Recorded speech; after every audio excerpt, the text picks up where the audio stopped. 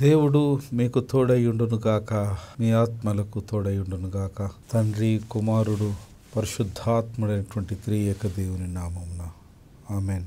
ప్రార్థన, విజ్ఞాపన, ప్రార్థన జీవన శైలి, ప్రార్థన అపారమైనటువంటి అంచనాలను మానవుడు కలిగి అటుది సాధించాలనేటువంటి ఒక దృఢమైనటువంటి దృక్పథంతో ప్రార్థనలో తమ యొక్క సమయాన్ని వెచ్చించడానికి పరిశుద్ధ గ్రంథంలో ఆయా సందర్భాలలో భక్తులు ఆచరించినటువంటి ప్రార్థనా శైలిలో తాము కోరుకున్నది వారు పొందినటువంటి విధానాన్ని మనము సహితం ఆ పంథాలు ప్రయాణము చేసిన ప్రార్థనను మనము సఫలీకృతంగా ఫలభరితంగా చేసుకోవడం అసాధ్యమేమి కాదని చరిత్రలో పరిశుద్ధ గ్రంథమైనటువంటి బైబిల్లో మనకు ప్రకటమైనటువంటి పద్ధతిలో సాధించవలసినటువంటి ఒక విశ్వాసం మనలను నూతనమైనటువంటి ఆశతో నింపి మన యొక్క అడుగులను దేవదేవుని సన్నిధానంలోనికి నడిపిస్తూ ఉంది.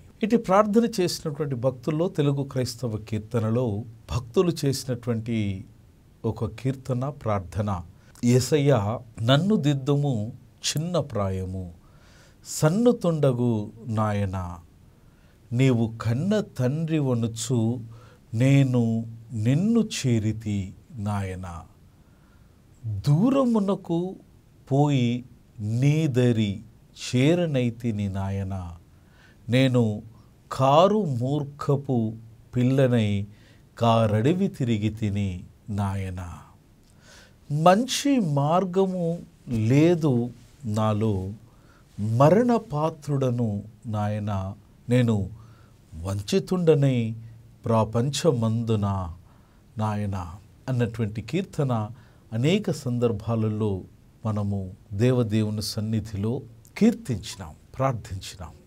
దేవుని సన్నిధానంలో మనకు ఉన్నటువంటి బలహీనతను, దేవుని యొక్క బలమును కాంక్షించి కోరుకున్నాం. దేవుడు దయగలిగినటువంటి దయామయుడు, కరుణ కలిగినటువంటి కరుణామయుడు గనక ప్రార్థించిన ప్రతిసారి విసుగకుండా వారు మన ప్రార్థనలకు జవాబిచ్చినారు.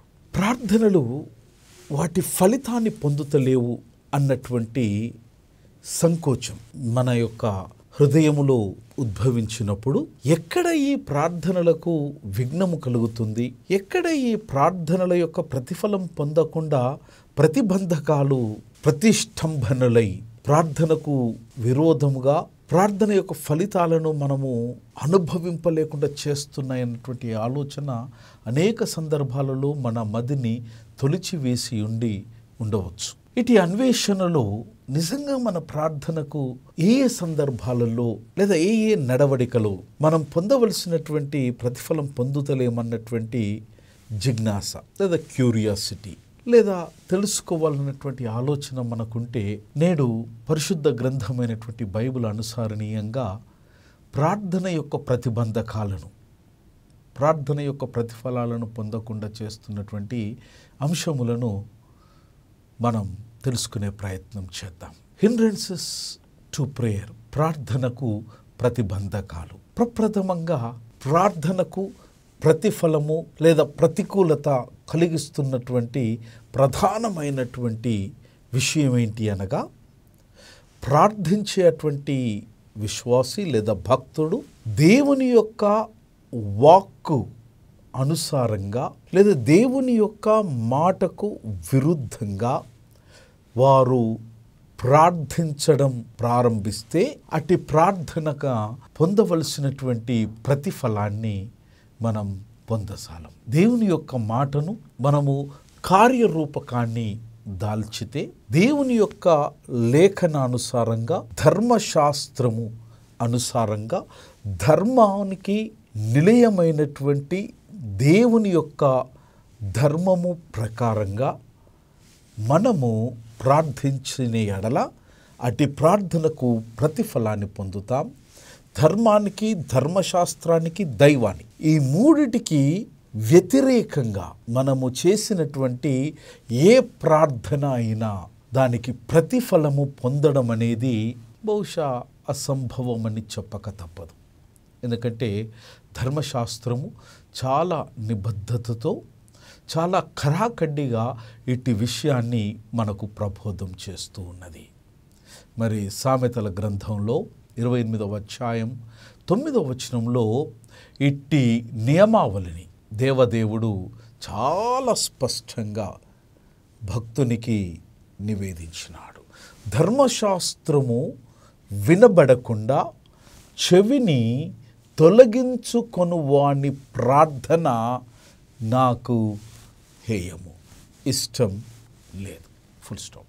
ప్రార్థనకు ప్రతిఫలం రావడం లేదంటే మిత్రమా, మనము పరీక్ష చేసుకోవలసినటువంటి విషయాలలో, పరిశీలన చేయవలసినటువంటి అంశాలలో ప్రప్రథమైనటువంటి విషయం ఏదనగా దేవుని మాటను మనము లక్ష్యము పెట్టడము లేదు. Full stop.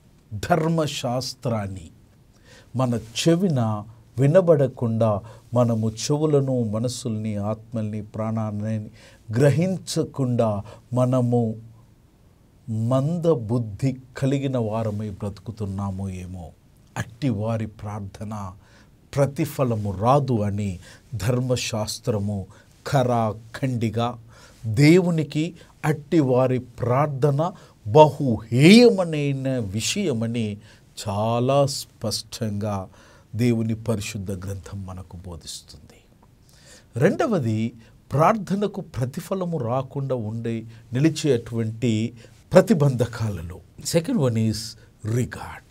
మన హృదయాలలో దేవునికి చెందవలసిన, దైవానికి ఇవ్వవలసినటువంటి గౌరవాన్ని, ప్రేమను, ఘనతను దేవుని యొక్క స్థానములో, దైవం యొక్క స్థానములో నీవు గనక మరి దేనికైనను, దేవుడు మినహా మరి దేనికైనను నీ హృదయములో అట్టి స్థానాన్ని నీవు కలిగించినట్టయితే అట్టి ప్రార్థనకు దేవుడు ప్రతిఫలము ఇవ్వడు. when we regard sin in our hearts, హృదయాలలో పాపమునకు మనం అత్యంత ప్రాధాన్యత ఇస్తే దేవుడు అట్టి ప్రార్థన నుంచి తన యొక్క చెవిని ఆయన మరో ప్రక్కకు త్రిప్పుకుంటాడు. And we should not help others to commit sin against God. దేవునికి వ్యతిరేకంగా మనము ఇతరులను పాపము చేయడానికి ప్రోత్సహించరాదు. ఇటు విషయము సంకీర్తనకారుడు 66వ సంకీర్తన 18వ వచనంలో చాలా స్పష్టంగా మాట్లాడతాడు. నా హృదయములో నేను పాపమును లక్ష్యము చేసిన ఎడల ప్రభువు నా మనవి వినకపోవును. మనస్సులో, హృదయములో పాపానికి నీవు ప్రధానమైనటువంటి పీఠను నువ్వు వేసినట్టయితే అట్టి ప్రాధాన్యత కలిగినటువంటిది దేవుని యొక్క దృష్టిలో అది పాపముగా మారుతుంది.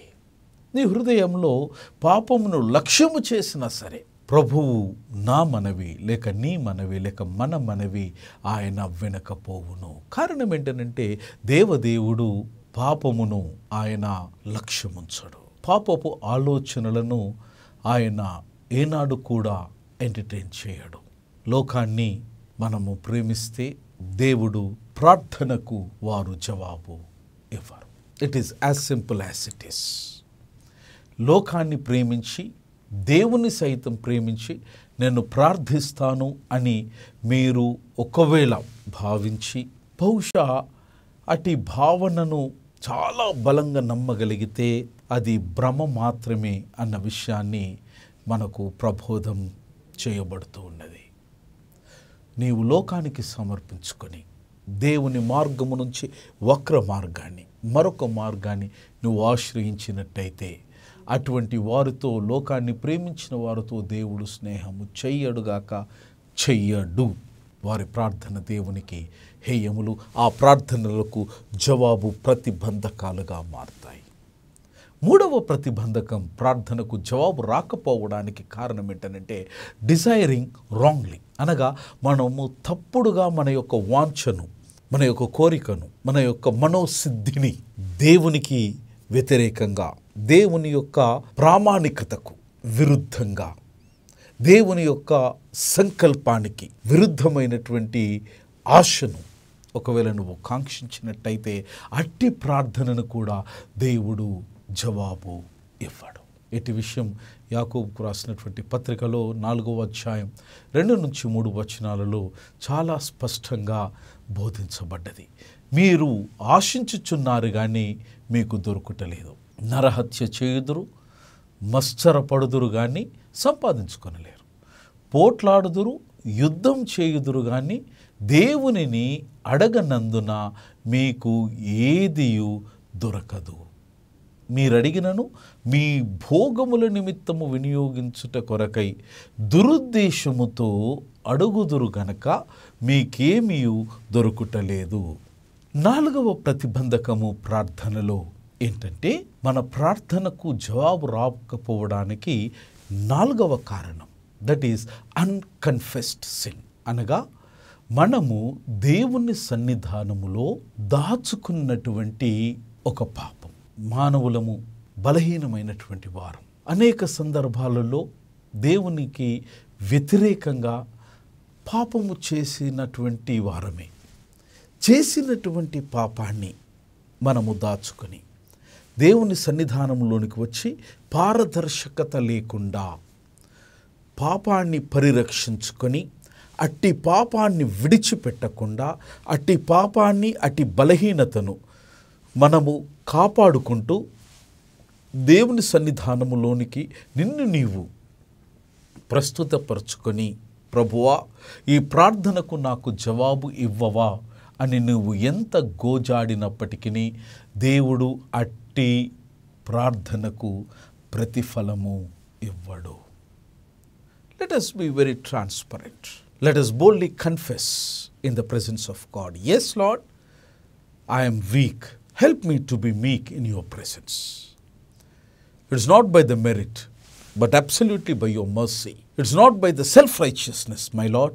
It is only through your Son, our Lord Jesus Christ, who has died on the cross, who has shed his precious blood. Lord, you have made me righteousness. Allow me. Let Holy Spirit help me so that I can boldly confess. I can seek your grace. I can bow my head. I can accept your authority. Lord, friends, as long as you hide your sin, God is not going to answer your prayers. Unconfessed sins are not going to give answers. దీనిని యెషయా గ్రంథంలో 59వ అధ్యాయం 2వ వచనంలో మనం చూస్తాం. మీ పాపములు ఆయన ముఖమును మీకు మరుగుపరచెను గనక ఆయన ఆలకింపకయున్నాడు.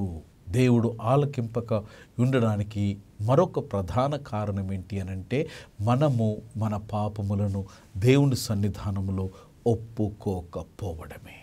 5వ ప్రతిబంధకం, మన ప్రార్థనలకు ప్రతిఫలము రాకుండా ఉండడానికి 5వ ప్రతిబంధకం ఏంటి అనంటే, ఇట్ ఈస్ స్వీయ ప్రేరణ ఆర్ సెల్ఫ్ మోటివేషన్.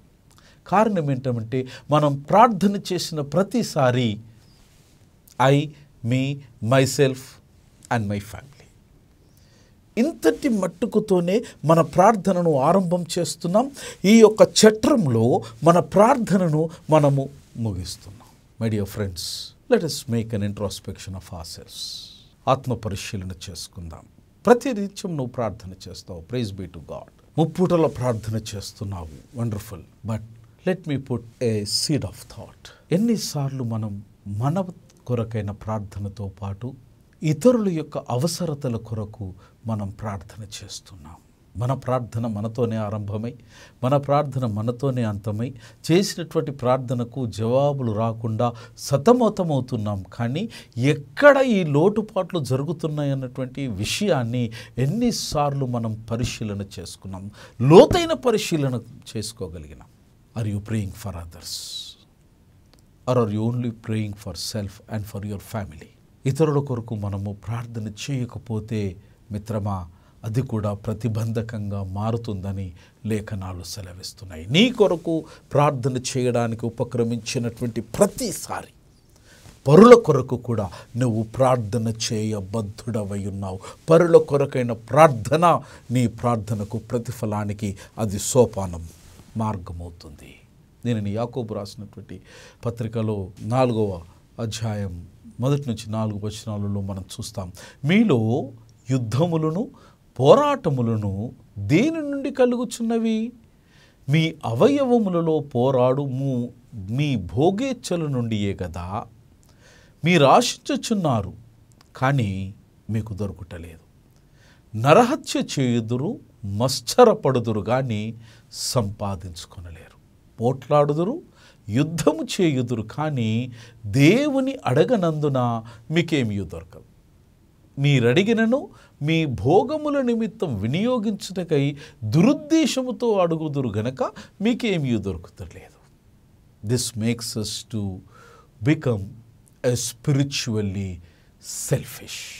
స్వార్థపూరితమైనటువంటి ప్రార్థన సత్ఫలితాలను ఇవ్వజాలదు. అది ప్రార్థనకు ప్రతిఫలానికి ప్రతిబంధకముగా మారుతుంది. 6వ కారణం ప్రార్థనకు ప్రతిబంధకం ఈజ్ అన్ఫర్గివెన్నెస్. మనము మన పట్ల ఇతరులు చేసినటువంటి దోషములను క్షమించలేకపోతే, మన దోషాలకు మన పాపాలకు దేవుని చెంత క్షమాపణ పొందిన అనంతరం ఇతరులు మన పట్ల చేసినటువంటి ఆయాసకరమైనటువంటి ప్రవర్తన వల్ల నీ మనస్సు నొచ్చుకున్నప్పుడు, నీవు బాధపడ్డప్పుడు, నీలో ఉన్నటువంటి కొంత ప్రాముఖ్యమైనటువంటిది నీవు కోల్పోయినప్పుడు వారిని కూడా దేవుని యొక్క ప్రేమ నీవు అనుభవించి ధన్యునివైనటువంటి మాదిరిగానే నీ యొక్క క్షమాపణలో ఇతరులను కూడా ధన్యత కలిగించేటువంటి అవకాశం దేవుడు తన ప్రియకుమారుడైన యేసుక్రీస్తు ద్వారా నీకు అనుగ్రహించినప్పుడు నేను వారిని సహితం అటువంటి సౌభాగ్యములోనికి నడిపింపజేయగలిగినటువంటి ఒక ధన్యకరమైన అవకాశం దేవుడు మనకు అనుగ్రహించినాడు. That is the forgiveness. Whenever we enter into the state of prayer, you forgive others first, then you enter into prayer. ప్రార్థనలోనికి ఉపక్రమించక పూర్వం నీ పాపానికి క్షమాపణ పొందిన తర్వాత ఇతరులను కూడా నీవు క్షమించిన తర్వాతనే నీవు ప్రార్థనకు ఉపక్రమించి తీరాలి. పాపములను ఇతరులను క్షమించకుండా నీవు ప్రార్థిస్తే మిత్రమా, ఇట్టి ప్రార్థన కూడా నీ ఫలానికి ప్రతిఫలానికి ప్రతిబంధకంగా మారుతుంది. ఇటు విషయము మత్తయి గారు రాసినటువంటి సువార్త 6వ అధ్యాయం 14 నుంచి 15 వచనాలలో ఇటు విషయాన్ని మనం చూడగలుగుతాం. మరొక కారణం ప్రార్థనకు ప్రతిబంధకాలుగా మారుతున్నటువంటి కారణం ఏంటనంటే దాంపత్యంలో ఎదురయ్యేటువంటి సంఘర్షణ, కుటుంబ జీవితములో ఉత్పన్నమయ్యేటువంటి సంఘర్షణ, భార్యాభర్తల మధ్యలో సఖ్యత లేకపోవడం, భార్యాభర్తలు వారిరువురు ఏకభావముతో ప్రార్థించకపోవడం, వారి ఇరువురు ఏక మనస్సుతో ప్రార్థించకపోవడం, వారిరువురు ఏక సమయములో దేవుని సన్నిధానములోనికి వచ్చి వారు మోకరించి ప్రార్థించకపోవడం కూడా ప్రార్థన ప్రతిఫలానికి ప్రతిబంధకంగా మారుతుంది. ఈ విషయాన్ని ఎఫెసీలకు రాయబడినటువంటి పత్రిక 5వ అధ్యాయం 22 నుంచి 24 వచనాలలో భక్తుడైనటువంటి పౌలు గారు చాలా అద్భుతంగా అక్కడ వర్ణిస్తాడు లేదా అభివర్ణిస్తాడు. బిడ్డల మధ్యలో, దాంపత్యంలో, భార్యాభర్తలు, పిల్లల మధ్యలో ఏర్పడేటువంటి ఈ వైషమ్యం, ఏర్పడేటువంటి విభేదం అనేక రకములైనటువంటి కన్ఫ్యూషన్కు దారితీస్తూ ఉంది. తద్వారా తత్ఫలితంగా ఇరువురు బిడ్డలు కుటుంబ జీవితములో, ప్రార్థన జీవితములో వారికి ఉన్నటువంటి ఆసక్తి అంతరించిపోయి, అంతమైపోయి వారు కలిసి ఉండడమే ప్రశ్నార్థకంగా మారుతుంది. మై డియర్ ఫ్రెండ్స్, దాంపత్య జీవితంలో ధన్యులు కావాలి అనంటే ఇరువురు కలిసి ప్రార్థన చేయడమే ఏకైక మార్గము. Find time, both of you kneel together, spend some time in meditating the word of God, come to a consensus, talk to one another, open up your hearts, both together open your hearts in the presence of God. As long as you do this exercise, I am sure you will continue to walk together in the way that the Lord has prepared for you. మరొక ప్రతిష్టంభన ప్రార్థనకు విఘాతం కలిగించేది is idols, లేదా ప్రతిమలు, లేదా ప్రతిష్టంభనలు అని చెప్పడంలో ఏ సందేహం అక్కర్లేదు. దీని విషయంలో మరి దేవదేవుని యొక్క సన్నిధానంలో దేవునికి విఘ్నంగా కలిగించేటువంటిది ఏదైనా సరే, అది ప్రతిమానే కానివ్వండి, లేదా దేవుని కంటే అత్యధికంగా నీకు లేదా నాకు మనము దేనినైనా రవ్వంతైనా ఆవగింజంతైనా ఎక్కువ ప్రాధాన్యత ఇచ్చిన ఎడల, ఎక్కువ స్థలాన్ని, ఎక్కువ గౌరవాన్ని, ఎక్కువ ప్రేమను, ఎక్కువ మన యొక్క దృష్టిని ఏదైనా సరే దేవుని కంటే మక్కువగా మనము భావించిన ఎడల అది ఒక ప్రతిమగా మన జీవితంలో మారిపోతుంది. దేవుని కంటే ఎక్కువగా దేన్ని ప్రేమించినా అది నీ ప్రార్థనకు ప్రతిష్టంభనగా మారుతుంది. దేవుని సన్నిధానములో దేవుని కంటే ఏది కూడా నా జీవితంలో ఎక్కువ కాదు అన్న విషయం మనం జ్ఞాపకం చేసుకోవాలి. ప్రార్థనకు ప్రతిఫలం వస్తలేదా? దేవుని కంటే ఎక్కువగా నీవు దేనినో ఆరాధిస్తున్నావు, అభిమానిస్తున్నావు. దేవునికి ఇవ్వవలసిన దానికంటే రవ్వంత ఎక్కువ ప్రాధాన్యతను వారికి లేదా వస్తువుకు నువ్వు అనుగ్రహిస్తున్నావు గనక మన ప్రార్థనకు జవాబు పొందలేకపోతున్నాం. మరొక కారణం ఏంటంటే సెల్ఫ్ జస్టిఫికేషన్, అనగా స్వీయ నీతి. దేవుని సన్నిధానంలో ప్రార్థన చేస్తూ ఉన్నప్పుడు మనము ఎప్పుడు కూడా ఇతరుల కంటే చాలా ఘనమైన వారం అన్నటువంటి భ్రమ, అటువంటి భావన మన మదిని, దాని అంచును కూడా తాకడానికి వీలు లేదు. ఇతరుల కంటే ఏ విషయంలో కూడా మనము ఘనమైన వారమని, ఇతరుల కంటే ఏ విషయంలో కూడా మనము నీతిమంతులం గనక నా ప్రార్థన దేవుని సన్నిధానంలోనికి చేరి వెనువెంటనే దీనికి జవాబు వస్తుందని ఒకవేళ మనము భావించిన ఎడల, అటు ప్రార్థనకు జవాబు ఇంకా మనం పొందుతలేము అనంటే మిత్రమా, స్వీయ నీతి అనేటువంటి ప్రతిష్టంభన ఇటు ప్రార్థనకు కలుగుతుంది. ఇటు అహంభావం, ఐ, మీ, మైసెల్ఫ్, ఇది మనలను పాపములోనికి నెట్టివేస్తుంది. ఇలా జరిగించడం వలన మనం పొందవలసినటువంటి ప్రార్థనకు మనము నిశ్చయంగా ప్రతిఫలాన్ని, ఆశించినటువంటి ప్రతిఫలాన్ని మనం పొందలేకపోతున్నాం. ప్రార్థనకు అనేకమైనటువంటి ప్రతిష్టంభనలు. అటువంటి ప్రతిష్టంభనలలో మొదటిది దేవుని యొక్క లేఖనానికి విరుద్ధంగా మనము ప్రవర్తించడం మొదటి ప్రతిష్టంభన.